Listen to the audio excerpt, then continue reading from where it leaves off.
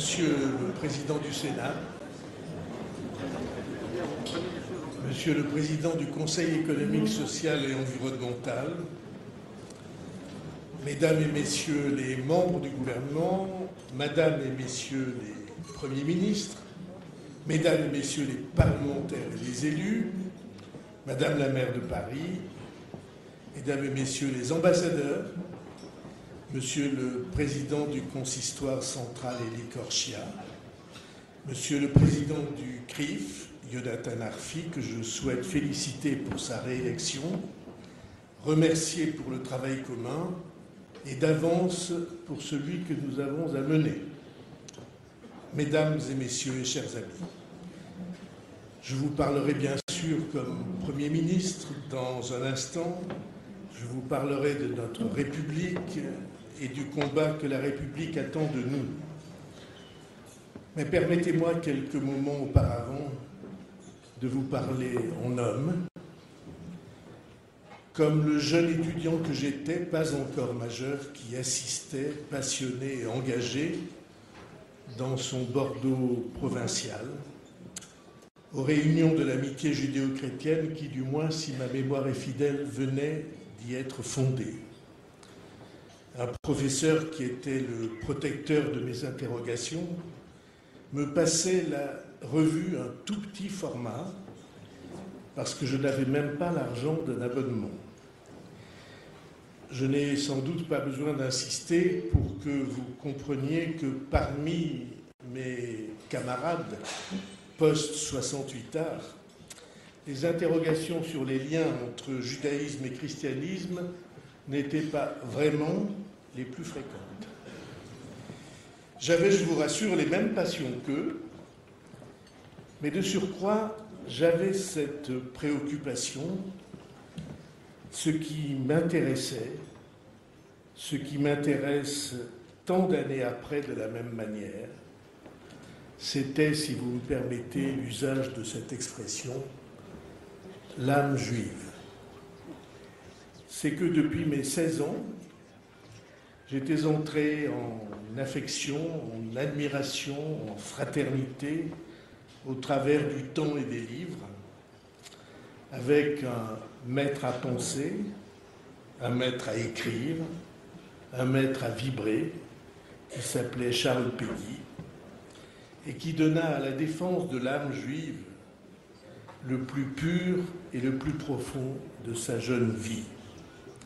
D'abord en étant un des tout premiers défenseurs de Dreyfus, ensuite en éclairant et en partageant la lumineuse figure de Bernard Lazare, enfin en écrivant sur l'âme juive les lignes suivantes que je vous lis avec la même émotion qui me les fit découvrir en ces premières années de ma jeunesse.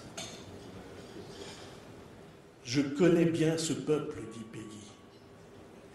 Il n'a pas sur la peau un point qui ne soit pas douloureux, où il n'y ait un ancien bleu, une ancienne contusion, une douleur sourde, une cicatrice, une meurtrissure d'Orient ou d'Occident. Ils ont les leurs et toutes celles des autres. Partant de Péguy, je n'ai jamais quitté ce souci, cette préoccupation de l'âme juive. Et si je peux une confidence, ma famille m'a accompagné par la passion de l'écriture. Certains de mes enfants ont appris l'hébreu, seuls, au long du temps, ou à l'université hébraïque de Jérusalem, pendant les sessions estivales que vous savez. L'âme du peuple juif, ce peuple millénaire, millénairement martyrisé, millénairement exilé, millénairement humilié, ceux à qui on interdisait la propriété de la terre, ceux qui, courbant le dos, subissaient les pogroms, ceux dont Chateaubriand, dans une page admirable, a dit « Pénétrez dans la demeure de ce peuple, vous le trouverez faisant lire un livre mystérieux à des enfants qui, à leur tour, le feront lire à leurs enfants. Ce qu'il faisait il y a 5000 ans, ce peuple le fait encore. Il a assisté 17 fois à la ruine de Jérusalem. Et rien ne peut l'empêcher de tourner ses regards vers Sion. Si quelque chose parmi les nations porte le caractère du miracle, nous pensons que ce caractère est ici. Et ce miracle s'est produit. Un jour, ce peuple a dit « C'est fini, plus jamais vous ne nous traiterez comme cela. Et plus jamais personne au monde ne nous traitera comme cela. Plus jamais nous ne courberons l'échine. Plus jamais personne ne nous humiliera. Nous y laisserons peut-être notre vie, mais ce sera debout et respecté et armé. Sur cette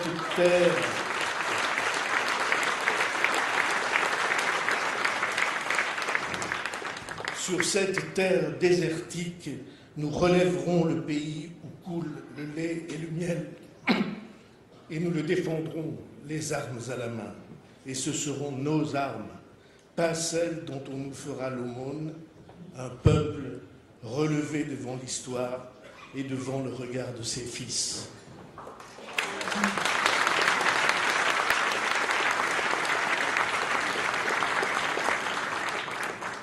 Nous, Français, réunis ici ce soir, nous sommes d'un pays, nous sommes un pays, notre pays, cultivé pendant des siècles, éclairé, illuminé par l'âme juive au long des âges, et qui, nous ne l'oublions jamais, a fait naître chez les Juifs en 1791, comme c'était rappelé, la certitude qu'ils entraient dans la communauté nationale avec une confiance et une espérance profonde.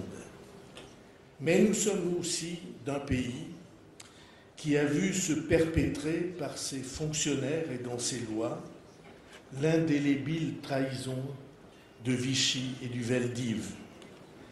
Nous en gardons même la marque chez nous, au pied des Pyrénées, dans ce camp de Gurs, où se retrouvèrent internés des hommes et des femmes qui, comme Otto Frenlich, Charlotte Salomon et Hannah Arendt, croyaient avoir trouvé un refuge sûr dans notre pays. C'est pourquoi j'ai pris l'initiative de construire à Gurs le mémorial de la douleur. En France, comme dans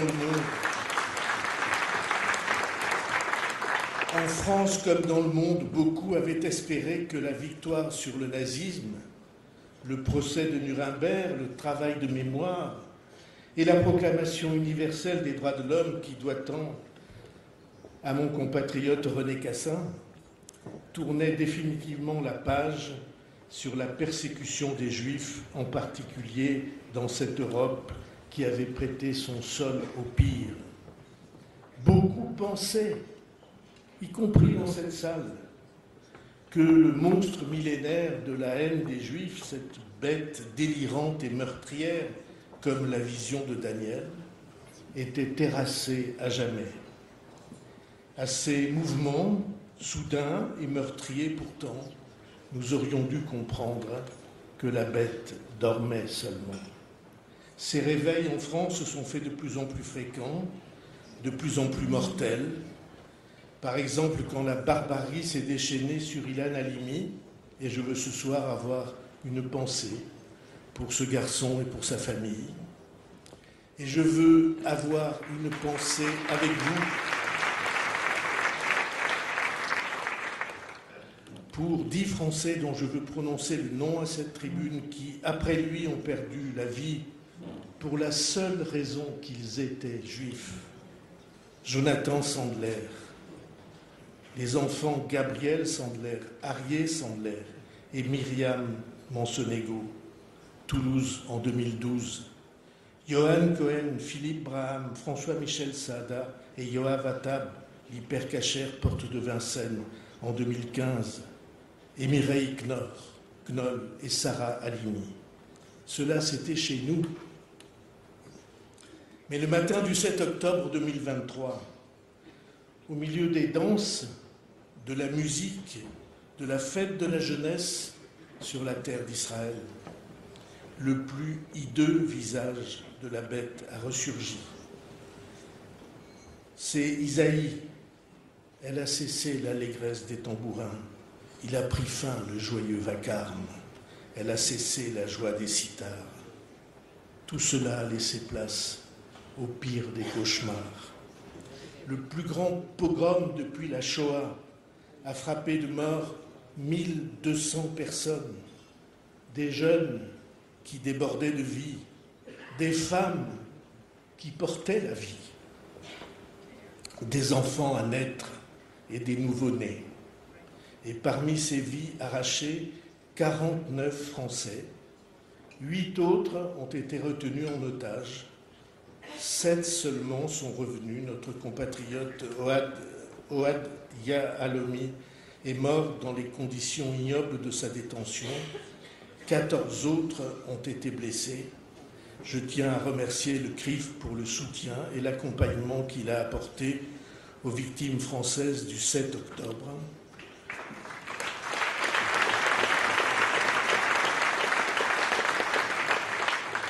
Le 7 février 2024, la Nation, par un hommage unique au monde, à la demande du président de la République, a exprimé son deuil pour ceux qu'elle avait perdus. Mais elle ne cessera pas d'être fidèle à leur mémoire. Si vous le permettez, je voudrais nous inviter à réfléchir ensemble sur le but de ces massacres. Parce que ça n'était pas un accès de violence, soudain, subi, comme tant des accidents de frontières qui s'étaient succédés. Il s'agissait là d'un massacre planifié pour atteindre un but délibéré, rendre la paix définitivement impossible, la haine irrémissible en profanant l'idée même d'humanité.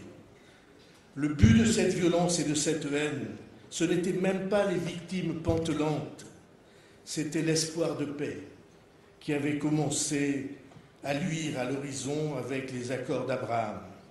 La cible, c'était les efforts si difficiles conduits pour qu'un certain nombre d'États qui avaient commencé de s'asseoir à la même table, le Maroc, les Émirats arabes unis, Bahreïn, le Soudan, en soient découragés à jamais, et d'autres qui auraient pu suivre.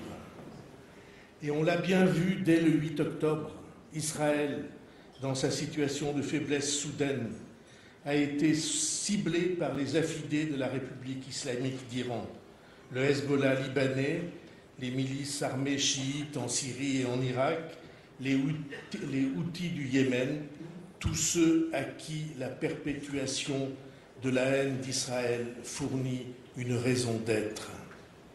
J'affirme qu'il ne pourra pas y avoir au Proche-Orient d'équilibre fondé sur le droit, tant qu'Israël ne sera pas reconnu par ses voisins dans sa légitimité à vivre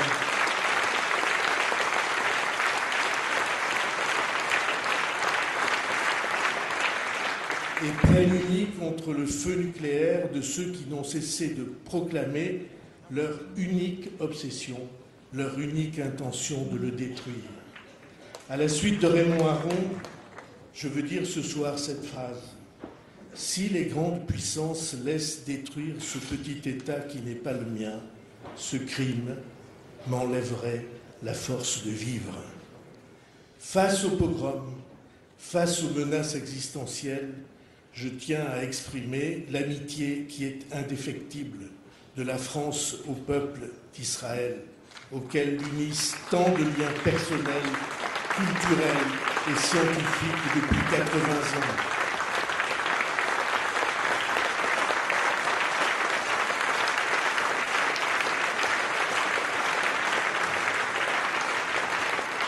D'une façon mystérieuse que Milan Kundera est peut-être le seul à avoir su exprimer avec tant de justesse, Israël est aussi une part de nous-mêmes, nous Français et nous Européens.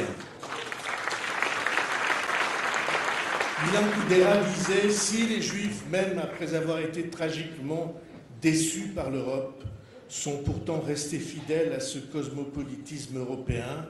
Israël, leur petite patrie enfin retrouvée, surgit à mes yeux comme le véritable cœur de l'Europe, étrange cœur placé au-delà du corps.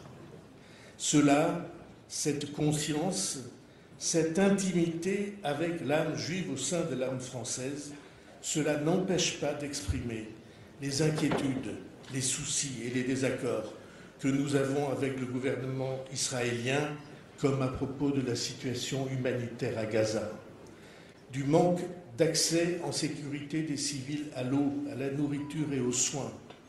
Ces désaccords ne rompent pas notre lien avec le peuple israélien.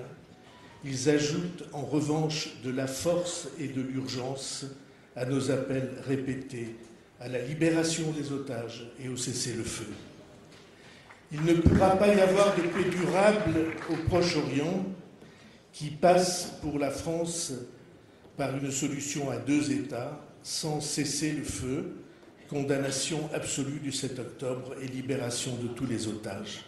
La France refuse qu'on oublie les 50 personnes qui subissent encore le sort qu'a connu Madame Aran, qui est présente ici.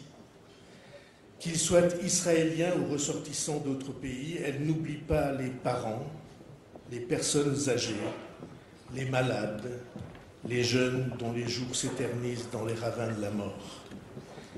Je pense aussi aux milliers de nos compatriotes dont, sur le sol d'Israël, ces dernières semaines, les journées ont été rythmées par les alarmes, les courses aux abris et l'attente souvent dans l'angoisse de nouvelles de leurs proches. En 1981, alors qu'Israël était bombardé par Saddam Hussein, j'étais sur place pour exprimer mon soutien. Je n'oublie pas les heures que nous avons passées dans un abri avec Hubert Heilbronn, qui nous a quittés il y a 1 an et dont je salue la mémoire. J'ai tenu dès les premières attaques et jusqu'à la reprise complète des liaisons aériennes à ce que le gouvernement, avec tous ses ministres qui sont là, organise en urgence tous les rapatriements nécessaires. Mais pour sortir de la guerre permanente, la France croit exactement ceci, que je vais vous lire sans changer une lettre du texte.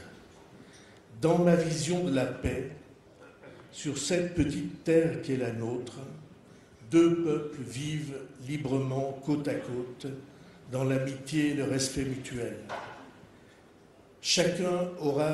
2 peuples vivront librement côte à côte, dans le respect et dans l'amitié et le respect mutuel. Chacun aura son propre drapeau, son propre hymne national, son propre gouvernement. Aucun ne menacera la sécurité ou l'existence de l'autre. Réalisons, je cite toujours, réalisons la vision d'Isaïe qui, à Jérusalem, il y a 2700 ans, disait « Aucune nation ne lèvera plus l'épée contre une autre et l'on n'y apprendra plus la guerre. » L'homme qui a prononcé ces mots, c'était Benjamin Netanyahou, lors d'un discours prononcé en 2009 à l'université Bar-Ilan de Tel Aviv. Cet idéal, exprimé dans ces phrases, aussi surprenant qu'il puisse apparaître, c'est celui que la République française porte dans son regard sur le monde et dans l'amitié qu'elle a avec Israël et les peuples qui vivent sur cette terre.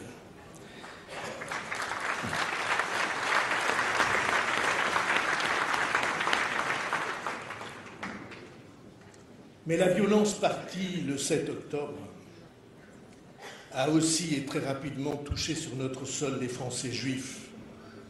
Ils l'ont été à la Grande Motte, à Rouen, à Courbevoie avec l'ignoble vol antisémite perpétré contre une enfant de 12 ans. Ils l'ont été à Orléans, quand le rabbin Aryeh Engelberg a été frappé à la sortie de la synagogue sous les yeux de son jeune fils.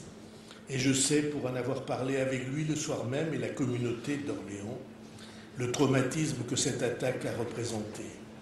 Ils l'ont été quelques semaines plus tard à Deauville, puis à Neuilly, en la personne du rabbin Elie Lemel, présent ce soir, à qui j'adresse tout mon soutien. Et l'on voit apparaître, comme la semaine dernière à Bordeaux, des menaces proférées contre une maman qui vient chercher son enfant à la crèche.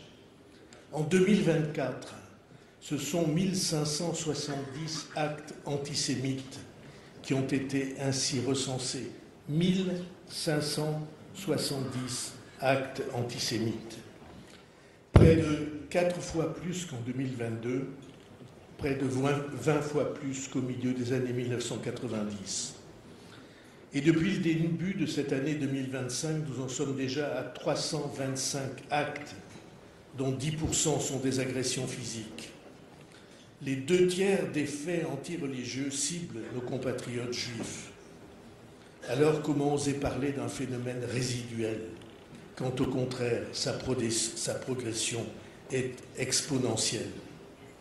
Et l'on ne compte pas les mezuzahs ôtés des portes, les noms que l'on modifie pour appeler un taxi ou se faire livrer une commande. La bête nous surprend d'autant plus qu'elle a chez nous changé de forme. Nous connaissions les injures des journaux d'extrême droite et les délires négationnistes, bien sûr, ils existent toujours, mais le monstre a fait pousser d'autres têtes, alimentées essentiellement par l'islamisme radical. Les contestations de l'Holocauste à l'école, les insultes et les coups dans les cours de récréation.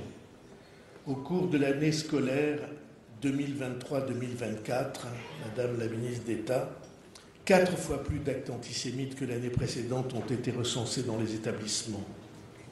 Parmi les plus jeunes, les discours de haine, c'est vrai, se banalisent et en viennent à former un antisémitisme d'atmosphère. À l'université et dans plusieurs grandes écoles, d'autres dérivent encore.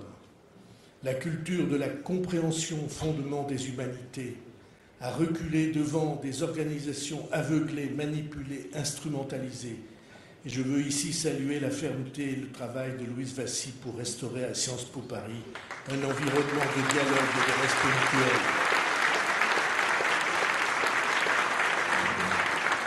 Le 12 novembre, nous avons tous partagé un cortège à Paris et à Pau pour dénoncer cette gravissime dérive.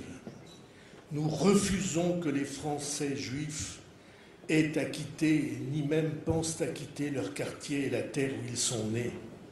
Nous n'acceptons pas que ceux qui choisissent de rester vivent dans la peur. Nous n'acceptons pas qu'ils désinscrivent leurs enfants de l'école publique. Que 6 parents juifs sur 10 craignent pour la sûreté et le bien-être de leur enfant s'ils le maintiennent dans le service public de l'éducation. Cela est pour nous le signe indéniable d'une défaite républicaine et nationale.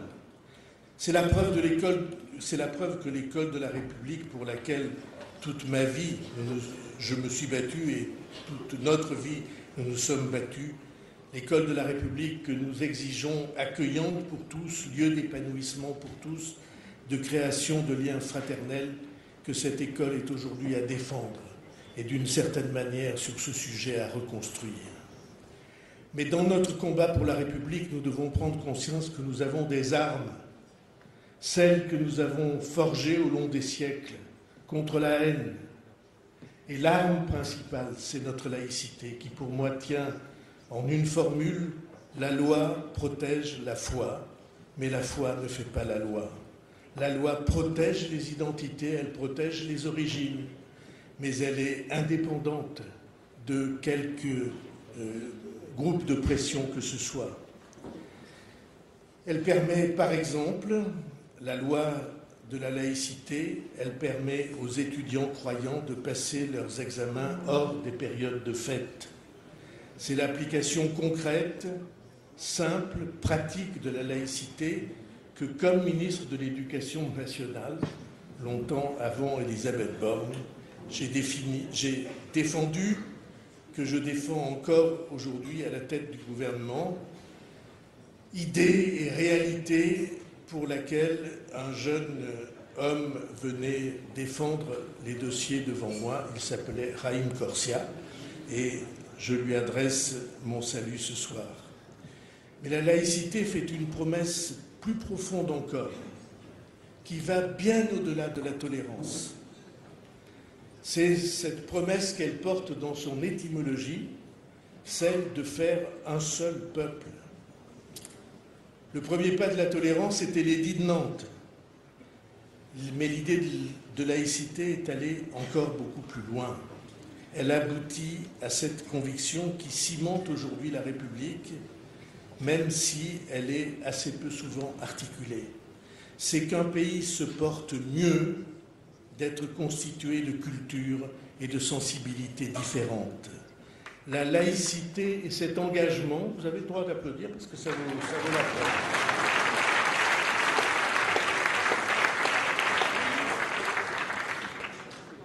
La laïcité et cet engagement qui dépasse la tolérance et qui va jusqu'à la compréhension de l'autre, sans lequel il ne peut y avoir d'unité.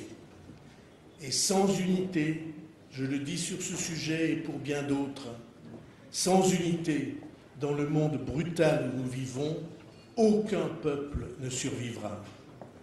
Pour affûter ces armes que sont la fermeté et la compréhension, je veux saluer le travail mené par la ministre en charge de la lutte contre les discriminations, Aurore Berger.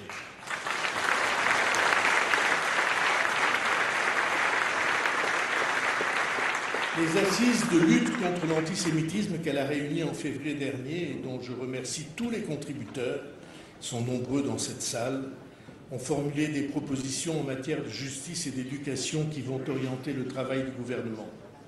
D'ores et déjà, le ministre d'État, ministre de l'Intérieur, mène une action résolue pour démanteler des réseaux qui alimentent l'antisémitisme. Cette action doit être intensifiée et il a pour ce faire ma confiance.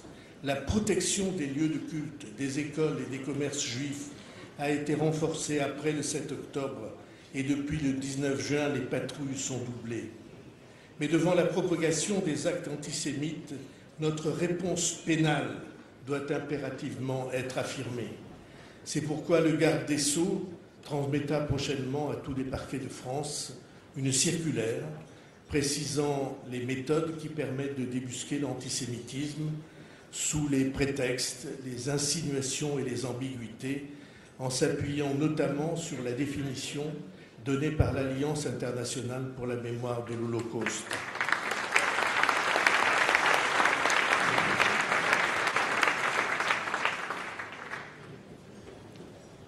Si des propositions de loi permettent d'améliorer effectivement la lutte contre l'antisémitisme sous toutes ses formes, dans le respect de la Constitution, elles auront notre soutien plein et entier.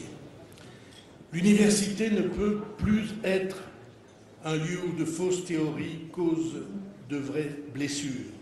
Nous allons donc généraliser dans les établissements d'enseignement supérieur les cellules de veille et de signalement pour que chaque victime d'actes antisémites ou racisme trouve un interlocuteur compétent. Je salue l'engagement du Parlement sur cette question centrale, celui notamment des sénateurs Pierre-Antoine Lévy et Bernard Fialaire.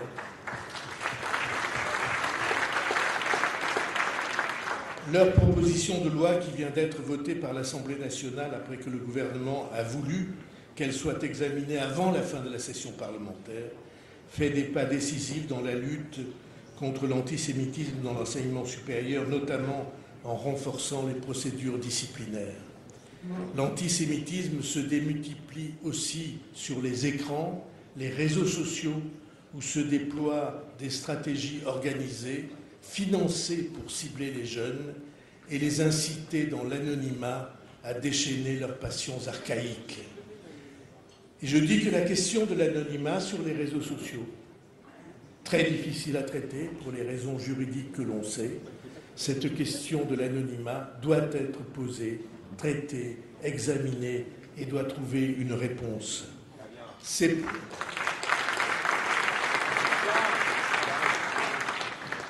pourquoi les moyens du Parquet national de lutte contre la haine en ligne vont être renforcés. Pharos, la plateforme qui recense, analyse et oriente les signalements, va être développée encore davantage, Madame la ministre du Numérique. Mais la fermeté ne peut pas être la seule réponse. Pour atteindre au cœur l'hydre de l'antisémitisme, la République doit tenir sa promesse d'éducation à la compréhension et à la fraternité. À l'initiative d'Elisabeth Borne, ministre d'État, le plan national de lutte contre le racisme, l'antisémitisme et les discriminations oblige depuis 2023 les élèves à effectuer au cours de leur scolarité une visite mémorielle.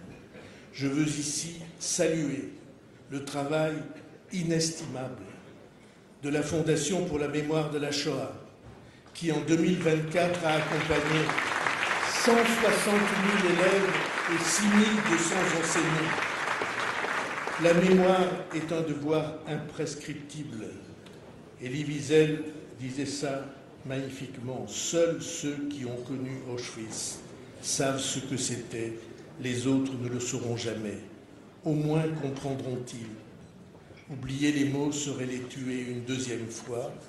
Et si les tueurs et leurs complices acceptaient, nul n'est responsable de leur première mort, nous le serions de la seconde.